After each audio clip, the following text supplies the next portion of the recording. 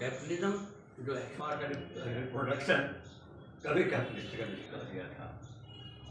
Education and health production is under the control of capital, चाहे वो put out system कीजिए चाहे जिस तरह से। उसी तरह से जैसे हम सोवियत यूनियन को सोशलिस्ट रिकंस्ट्रक्शन के दौर की बात मानते हैं और सोशलिज्म में अराइवल की बात हम वर्ल्ड बैंक का रिपोर्ट है। इतनी बड़ी पार्टी थी दुनिया की जिसका 1913 में 90 अखबार निकलता था, 14 लाख सर्कुलेशन थे, 110 सांसद थे उसके।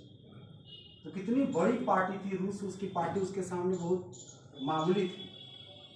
तो वो उस पार्टी में यही हो गया था कि जो व्यवहार है पार्टी का, कहता था कि ऐसा नहीं है कि वो बर्नस्टीन ने कोई समाजवाद के लक्ष्य को छोड़ दिया, वो भी समाजवाद लागू करना चाहते हैं। तो कहता था कि पार्लियामेंट है, ट्रेड यूनियन है, कोऑपरेटिव है, इसके माध्यम से दबाव बना के धीरे धीरे हम लोग कर देंगे। एक ही बात पार्टी प्रोग्राम बता दीजिएगा कि क्रांति करना है तो राष्ट्रसत्ता भड़क जाएगा, रिप्रेशन कर देगा।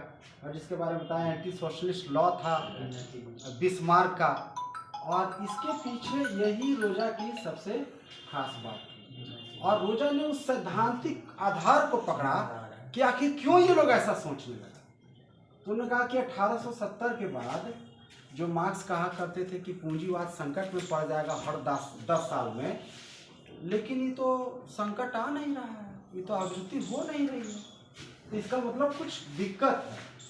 और वो दिक्कत क्या है?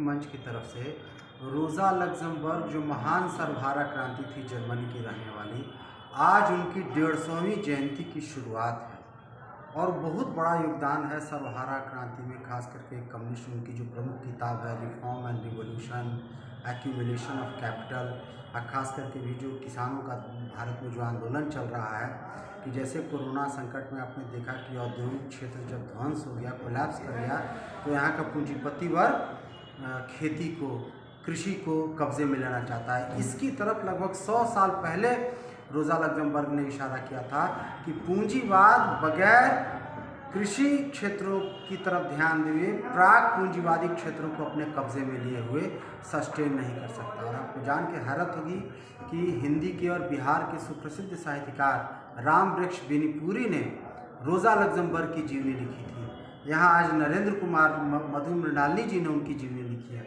तो आज ये बातचीत हुई जिसमें कई वक्ता थे, अलग अलग पहलुओं और आयामों पर बातचीत हुई।